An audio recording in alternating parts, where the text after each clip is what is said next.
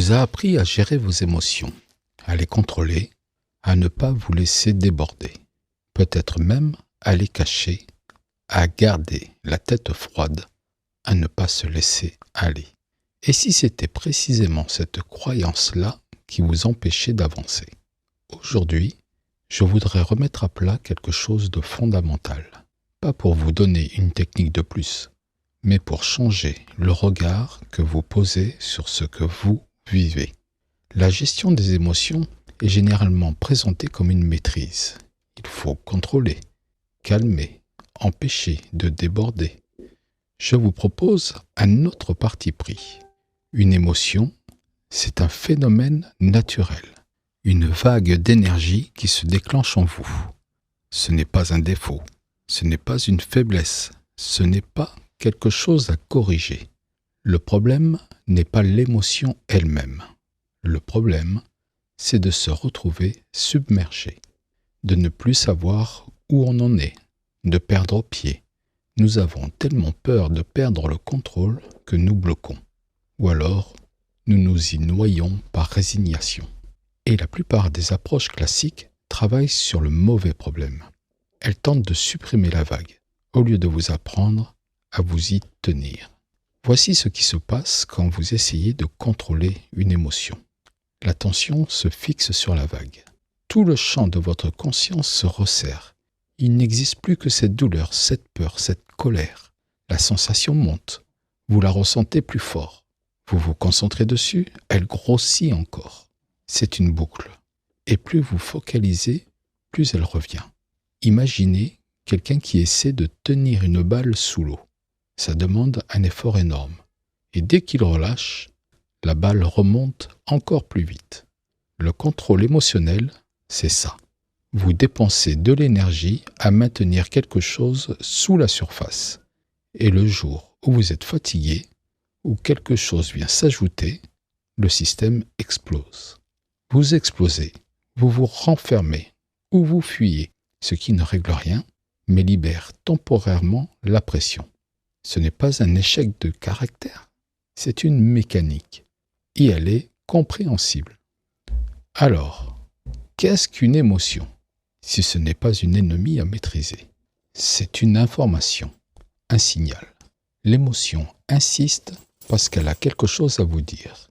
Elle monte en intensité, non pas pour vous détruire, mais parce que vous ne l'avez pas encore entendue.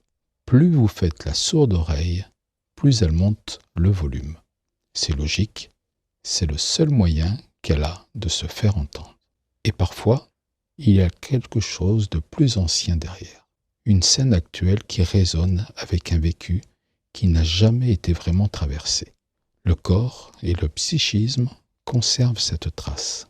Lorsque quelque chose la rappelle, la vague se relève, parfois à l'identique, parfois des années plus tard.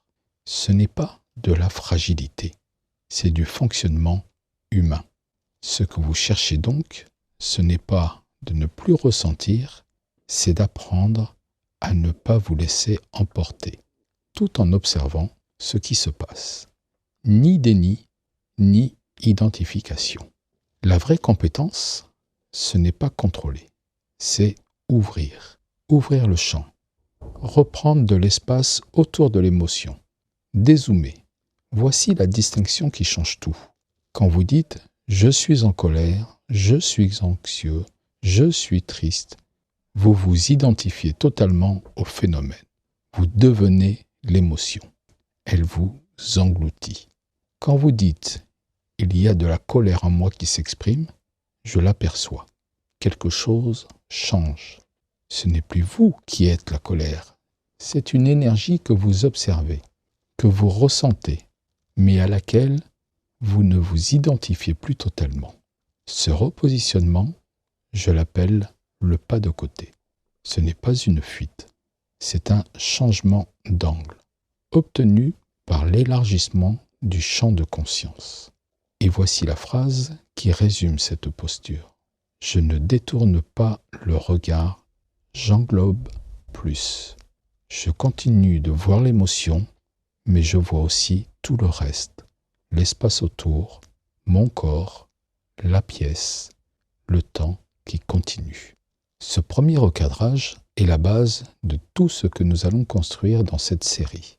Tant que vous travaillez à supprimer vos émotions, vous luttez contre vous-même. Vous dépensez de l'énergie contre quelque chose qui, fondamentalement, essaie de vous protéger ou de vous signaler quelque chose. Le travail commence quand vous acceptez de changer de posture. Pas de la résignation, une forme d'intelligence. Dans le prochain épisode, nous allons aller plus loin. Comment repérer concrètement le moment où vous basculez et ce que vous pouvez faire dans les secondes qui suivent. Si ce recadrage vous parle, je vous invite à noter une situation récente où vous avez essayé de contrôler une émotion et à observer ce qui s'est réellement passé.